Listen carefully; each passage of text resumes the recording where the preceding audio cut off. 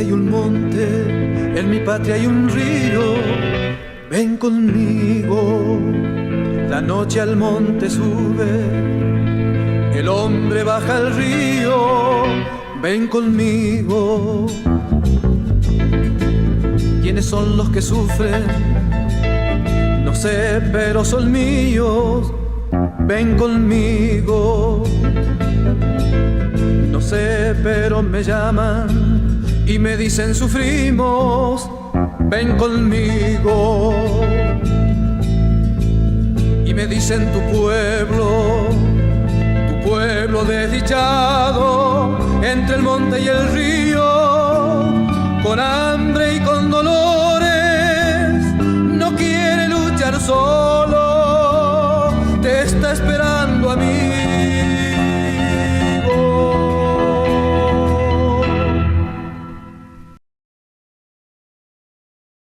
¿Qué tal, amigas y amigos? ¿Cómo están? Bienvenidos una vez más a Informe del Sur. Como todas las semanas, desde hace 8 años, nos encontramos nuevamente aquí, en este canal cooperativo que nos abre sus puertas para compartir con todos ustedes nuestra mirada sobre América Latina. Vamos a comenzar repasando y celebrando las elecciones presidenciales y legislativas en Uruguay, el Uruguay del Pepe Mujica, de Citarrosa, el Uruguay de los olivareños, de Galeano, del Negro Rada y de la Celeste. El Uruguay de nuestros vecinos y hermanos.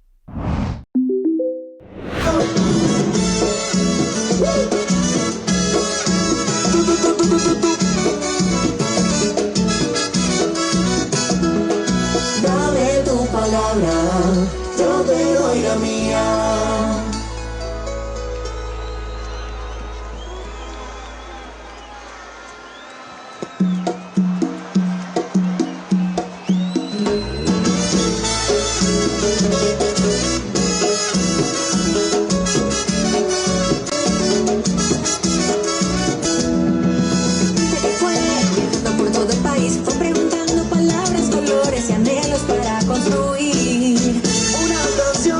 Un verso de amor, supo escuchar a la gente en cada pueblito, ciudad y rincón.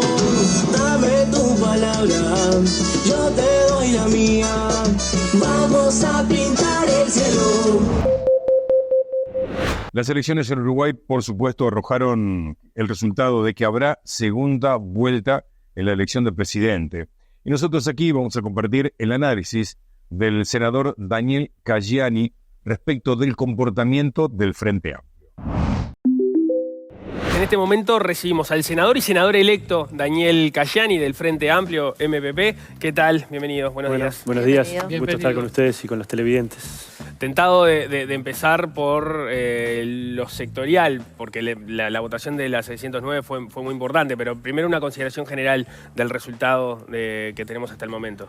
Bueno, una preciosa elección, terminó la primera etapa, que es donde se elegía el candidato a presidente, la vicepresidencia y también la conformación del Senado y de diputados. El Frente Amplio hizo una muy buena votación, tuvo un avance significativo el año 2019 con respecto a hoy, más de 5 puntos. Tuvimos también un avance significativo en la conformación de la Cámara de Senadores, de 13 senadores a 16 senadores, que es lo que vendría a estar confirmándose por estas horas. También en la Cámara de Diputados, de 42 diputados pasamos a 48, también eso es un avance importante. Y bueno, ganamos en 12 departamentos de los 19, eso también es importante para el Frente Amplio, que es una fuerza política nacional. Quedamos ahí en obtener las mayorías parlamentarias en las 2 cámaras. Y bueno, estamos ahora en una nueva etapa, que es la elección nada más ni nada menos que del presidente o quien va a dirigir los destinos del país en los próximos 5 años. Una elección diferente, porque en realidad ahora ya no se elige tanto la lista del Senado como diputados. Y bueno, Yamandú es uno de los candidatos que tiene más posibilidades o por lo menos arranca con buen pie. Y nosotros estamos también muy contentos porque hicimos una elección muy capilar, de despliegue territorial en todos los departamentos. Yamandú hizo más de 150 actividades junto con Carolina en el interior del país. Nosotros le aportamos, creo que son 2.000 actividades como 609, entre ajites, actos, mateadas, una serie de cosas. Y bueno, y nosotros logramos también, como 609, ser la lista más votada a nivel nacional. Tenemos, creo que, por lo menos en los últimos datos de la Corte, 430.000 votos. Creo que del 2004 para acá la 609 ha logrado ser la primera lista más votada consecutivamente. Creo que no hay registro en la historia, eso habría que preguntarle a Mariana, que recién se fue, si es así. Y bueno, y tenemos una representación interesante, 9 senadores, un conjunto importante de diputados, y bueno, a nosotros nos parece importante. Y después, por otro lado, también creo que bueno, el Frente Amplio logró tener una distancia importante entre el primero y el segundo, casi 16 puntos, 44 a 27, ¿no? Sería el último número cerrado, más bien. Una distancia mayor con el tercero. En cualquier sistema de balotaje de otros países no habría segunda vuelta. En tanto que Libertad Digital así informó de esta manera el comicio del domingo. La presidencia de Uruguay se decidirá en la segunda vuelta, después de que ningún candidato haya conseguido el 50% de los sufragios más uno. El candidato del progresista Frente Amplio, Yamandu Orsi, aspirante apoyado por el histórico expresidente José Mujica, ha obtenido un 43% de las papeletas. Gracias, por supuesto, al pueblo uruguayo, porque hoy es una noche de alegría, es una noche de fiesta de la democracia. Nuestro Frente Amplio, en este concierto de partidos, es nuevamente el partido más votado del Uruguay. Mientras que el aspirante del oficialista Partido Nacional, Álvaro Delgado, se ha hecho con el 26,89% de los votos. Esos militantes anónimos de la coalición en todo el país que construyeron este triunfo de hoy son los que van a construir el triunfo el 24 de noviembre en el balotaje. No tenga la más mínima duda. Así, los candidatos tienen la vista puesta ya en el 24 de noviembre, cuando tendrá lugar la segunda vuelta para que los uruguayos decidan el futuro político del país. Y el Pepe Mujica votó, por supuesto, y también hizo declaraciones. La democracia tiene muchos defectos, pero hasta ahora el mejor sistema que hemos logrado. Por lo tanto, ¿por qué digo los defectos? Porque nos prometen una igualdad que no cumple. Porque todos sabemos que hay más iguales, pero hay que cuidarla. Presidente, ¿cómo es la relación con Argentina? La relación, y con los vecinos hay que tratar de llevarse lo mejor que se pueda. ¿Y ahora cómo se está llevando? Con bastante filo. Con Alberto Fernández, ¿lo dejó repegado al Frente Amplio acá en Uruguay? Es decir, porque terminó siendo tan malo el gobierno de Alberto Fernández en Argentina. Es difícil que en Argentina haya un gobierno bueno. No, pero este fue de terror. Sí, y el que hay ahora. Oh. Pero el que hay ahora, por lo menos, está prometiendo ordenar las cosas. Sí, pero si vos fueras pobre, me ibas a contar cómo la etapa. ¿Y antes no estaban pobres también? Sí, mucho menos. ¿Cómo definiría el gobierno de Milei? Por ahora está acentuando la pobreza.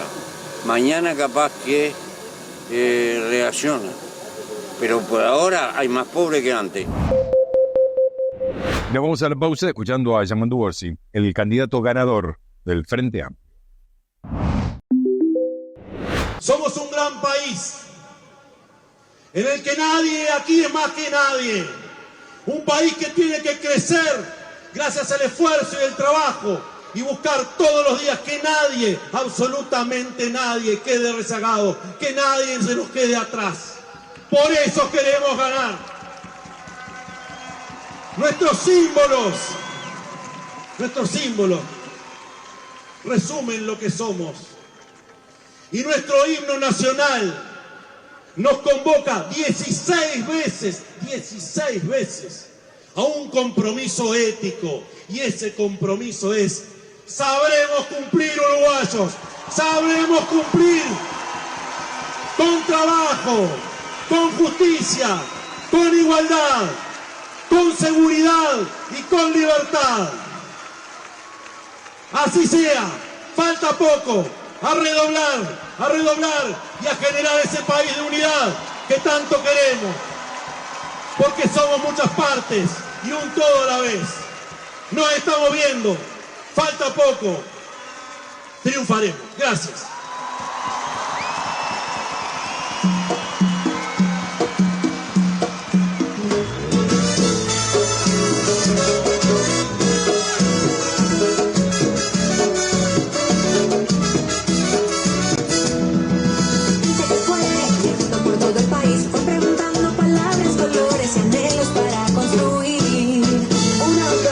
Escrita con verso de amor, supo escuchar a la gente en cada pueblito, ciudad y rincón. Dame tu palabra, yo te doy la mía. Vamos a pintar el cielo.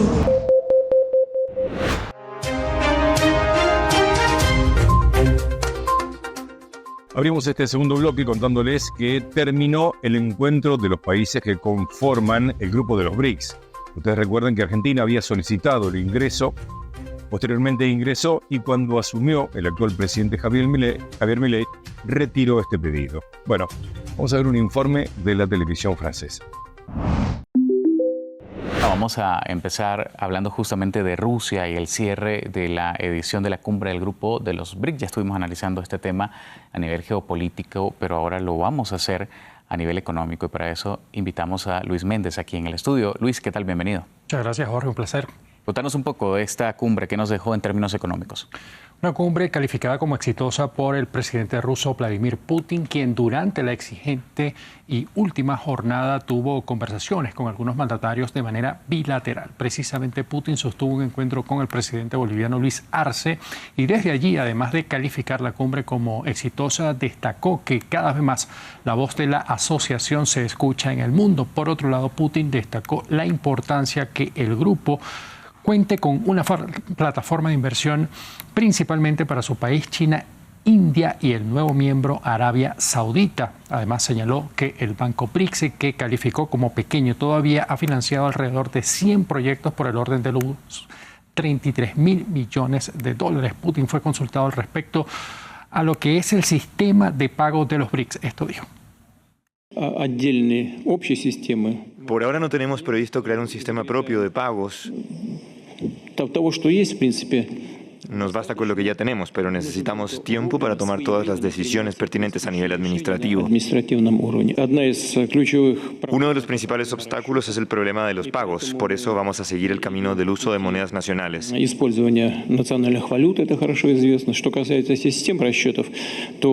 algo que todos sabemos en lo que se refiere al sistema de pagos. Ya utilizamos el sistema ruso de intercambio de información creado por el Banco Central de Rusia. Durante el encuentro con los medios, Putin destacó que de cara a futuros encuentros, los países fundadores del grupo analizarán el ingreso de nuevos miembros. Uno de ellos podría ser precisamente Bolivia. Y a propósito de este encuentro, queremos compartir con ustedes, porque nos parece que vale la pena, esta visión sobre el foro de los BRICS del periodista Javier Rodríguez Carrasco junto al analista Diego Rusaín para RT Televisión. Es un proceso de cambio que ha sido una evolución. Y yo lo que he escuchado en este foro es no hablar de un corte radical, no hablar de, no sé, cambios drásticos. Cuando se dice cambio, crisis o revolución, casi siempre se suele hablar de cuidado, que aquí va a suceder algo, sino que es una evolución paulatina. Y lo que a mí me ha gustado, como periodista o analista, no sé a ti, es esa adaptación de ese viejo mundo, no estar en contra de él, sino adaptarse y reformar las instituciones que ya existen, porque las necesidades, no sé, tus hijos no tendrán las mismas necesidades que nosotros teníamos a nuestra edad, y creo que somos más o menos coetáneos, ¿no? Sí, sin duda. Fíjate que algo que merece mucho la atención es el tono que han usado los líderes. La manera tan solemne, tan calmada, tranquila, que transmite también un cierto nivel de seguridad en una visión hacia futuro, ¿no? Muy en contraste con el discurso tan ampliamente populista al que estamos acostumbrados en Occidente, ¿no? ¿Sí? Principalmente en los países de América Latina, obviamente ahora con el fenómeno de la payasada democrática americana, de cómo realmente el postureo celebritista está fuera de control. Ajá. Y muchos de nuestros líderes en el sur de América también caen, son tentados por ese discurso como inflamatorio. Y aquí se ve, como tú mismo lo planteaste, un tono más modulado, ¿no? Más precavido. Quizá porque se lleva ahora, y tú lo conoces bien en las redes, el tema de lo de las tendencias, lo vemos en las redes sociales, blanco o negro, bueno o malo, no hay tonalidades de grises, ¿no? Y aquí lo que se está hablando es, oiga, piano piano, molto lontano, como se suele decir, ¿no? Despacito y lejos. Sí, definitivamente creo que es eso. O sea, me parece también que los gobiernos occidentales cayeron víctimas de sus propias tecnologías de comunicación. Entonces, en un sentido como del filósofo canadiense, ¿no? Marshall McLuhan, el medio es el mensaje. Las democracias hegemónicas, liberales, occidentales, son víctimas de su propia manera de comunicar que está dominada por los medios. Si el medio se transforma en una máquina de hacer clickbaits, de hacer frases pegajosas y frases de impacto, los políticos aprenden a hablar como si fueran tweets, en frases de 280 caracteres. Eso lo hemos visto en Latinoamérica, por ejemplo, en el tema de Ecuador. Enseguida vamos a hablar, pero en Ecuador, como el que haya un candidato, por ejemplo, joven que pueda pegar en las redes sociales, etcétera, etcétera. También lo podemos hablar del propio Milei, como ha sido un estruendo, ¿no? Un fenómeno en todas estas redes, y eso también se puede caer en la banalización de la política. Sí, sin duda. A mí me parece que el populismo es como el hijo bastardo del marketing con la política. O sea, el populismo, que es un fenómeno principalmente latinoamericano, pero más bien lo que describe la caracterización del populismo es justo eso, la bastardización del discurso político. Cuando el discurso político debería de ser lo interés público, el político es lo que le interesa al público, lo que le interesa al demos, ¿no? La parte demos de la democracia. Cuando realmente hoy, muy prostituido, muy banalizado, como bien lo mencionas, se volvió un discurso espectacular, se volvió un discurso que busca primero que nada llamar la atención y después tratar de construir un discurso visionario, con un futuro digno, próspero, una narrativa a la cual la gente pueda aspirar, participar. Que esto, para mí, este es el punto central del tono discursivo de BRICS contra Occidente. BRICS propone una visión aspiracional a un futuro que cada vez más países quieren adherir versus la narrativa occidental, que era el régimen liberal, que era brutal, autoritario en su manera de imponer el liberalismo democrático hegemónico como la única alternativa a la modernidad. O conmigo o contra mí. Claro, y si no te gusta la socialdemócrata, o sea, si no gana el candidato apoyado por Estados Unidos, te visita el tío Sam. Tenemos que detenernos un momento y hacer mención a este violento episodio que significó el atentado a la vida del expresidente Evo Morales. Producto de la violencia verbal, bien digo, de gobiernos de derecha, autollamados libertarios, se han registrado ya 2 intentos de magnicidio en América Latina. El primero es sufrido por Cristina Fernández de Kirchner hace poco tiempo aquí en nuestro país, y ahora, por supuesto, el que sufriera Evo Morales allí en Bolivia. La televisión francesa informó de esta manera el atentado al expresidente boliviano. Tiros, heridos y una denuncia de intento de magnicidio. Este domingo, el expresidente de Bolivia, Evo Morales, publicó en sus redes sociales un video en el que aparece dentro de un automóvil en movimiento que recibe varios impactos de bala. Posteriormente, el líder político declaró para medios locales que el vehículo en el que se transportaba a través de la región del trópico de Cochabamba fue perseguido por otros 2 automotores en los que viajaban varios atacantes, que dispararon dejando herido a su chofer. Por su parte, el partido Movimiento al Socialismo, del cual Morales es fundador y miembro, acusó al presidente Luis Arce y parte de su gabinete de lo sucedido. Responsabilizamos directamente de este hecho a Luis Arce Catacora, Eduardo del Castillo, ministro de Gobierno, y a Edmundo Novillo, ministro de Defensa, por este atentado en contra de la vida de Evo Morales y las compañeras y compañeros que estaban con él.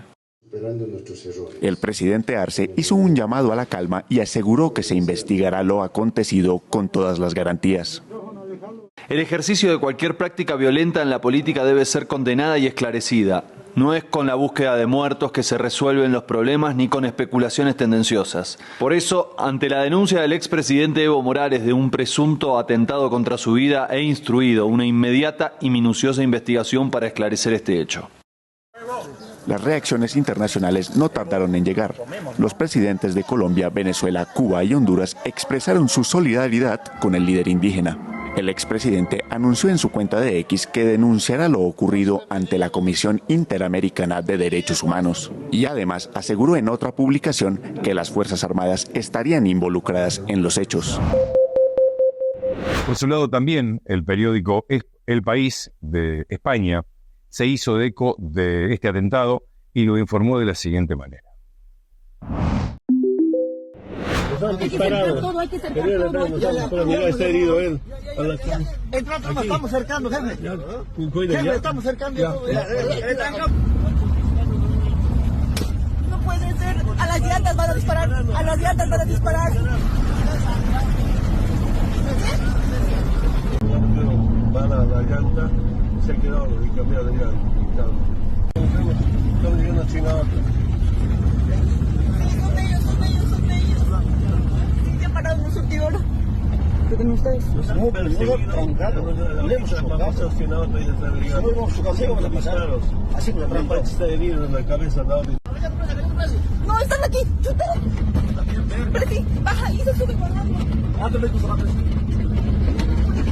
Están disparándonos, están detenidos. Rápido, moviliza. Rápido. Están disparando. Pero sí, volando. ¡Volando!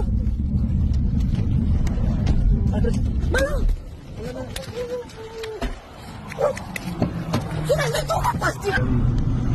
Se me ha picado aquí, sabe, el otro carro, bala a la llanta, se ha quedado y cambiado de llanta. Estamos llegando a Chinato. Son ellos. Ya pararon los surtidores. ¿Qué tienen ustedes? No, pero su consejo, vamos a pasar. Así que la trampa está herido. Y como saben y se imaginan, los medios del mundo hablaron de este intento de magnicidio en Bolivia. CNN en español, a través de su corresponsal en Bolivia, también lo hizo. Este hecho ha sucedido a las 6:25 de la mañana, justamente en el intervalo del trayecto entre Villa Tunari y Laucaeñe, en donde está la sede de la emisora cocalera Causachuncoca. En ese trayecto, justamente el expresidente Evo Morales denunció que ha sido objeto de un ataque en dos instancias, ¿no? Primero con un coche en el que estaba haciendo el recorrido, y por parte también de unas 3 o 2 camionetas, todavía está eso en investigación, que empezaron a disparar. Inmediatamente después hizo el transbordo a otro coche, y los videos que el mismo equipo de difusión del expresidente Morales mostró dan cuenta también de esa persecución, podríamos decirla así, hasta que finalmente el exmandatario boliviano logra escapar junto al chofer, el segundo chofer que resultó herido en la cabeza y que sangraba, una asistente y una persona también de su equipo más cercano. Esto ha derivado, evidentemente, en varios pronunciamientos. El círculo cercano al expresidente Evo Morales ha apuntado directamente, así también como la Dirección Nacional del Movimiento al Socialismo, al presidente Luis Arce, al ministro de Gobierno o del Interior, Eduardo del Castillo, y al ministro de Defensa, Edmundo Novillo, por justamente, o por supuestamente, organizar este operativo cuyo fin todavía no se conoce. Un dato importante es que en la jornada, un grupo de seguidores del presidente Morales llegó hasta un cuartel en el trópico de Cochabamba, estamos hablando en el centro del país, por información de que habían identificado justamente 2 de los vehículos que participaron en el ataque. Entonces los comunarios lograron capturar y tener bajo resguardo estos 2 vehículos.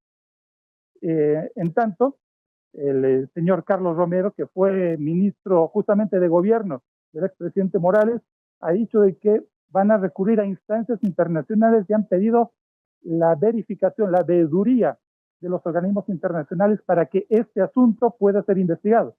El único que ha hablado como cabeza del Ejecutivo boliviano ha sido el presidente Luis Arce, mediante un mensaje en la red social X, diciendo que reprocha y condena los actos de violencia en la política y que ha ordenado una investigación justamente para esclarecer este suceso. Sin embargo, mandos medios del gobierno, del Ejecutivo y también organizaciones sociales que están ligadas al oficialismo de Luis Arce han dicho de que esto es un atentado. La policía no ha dado un informe, tampoco las fuerzas militares ni los ministerios del área. Estamos justamente esperando cómo va a evolucionar estos sucesos y esta información. Hacemos una nueva pausa aquí en Informe del Sur, redes sociales, y enseguida llegamos con más información.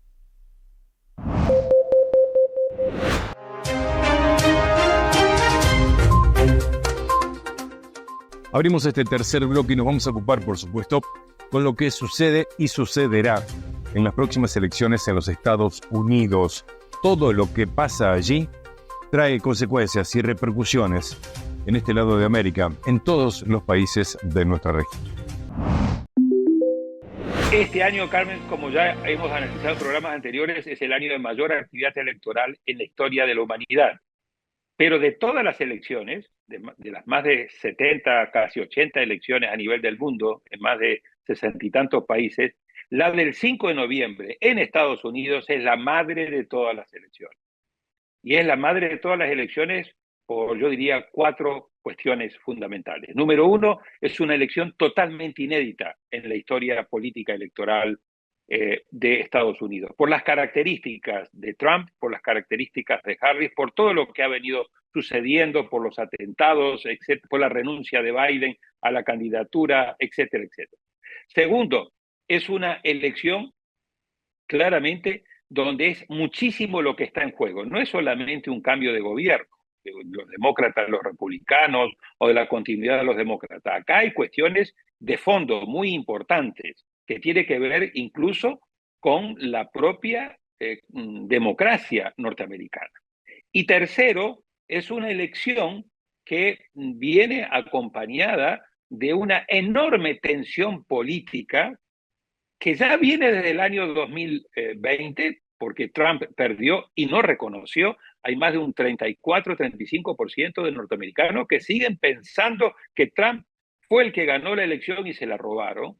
Y entonces, este elemento de una enorme tensión política con resultados tremendamente ajustados, todas las encuestas de hoy viernes, la del New York Times, la de la propia CNN, están hablando de empate, pero no solamente a nivel de empate en la contienda a nivel nacional, sino de empate también dentro de los 7 estados, swing states, como se le llama en inglés, o estados bisagra, donde se va a definir esta elección. Y el cuarto elemento es precisamente por todas estas características, no está claro qué es lo que va a pasar, porque no es que se comienza a votar el 5 de noviembre.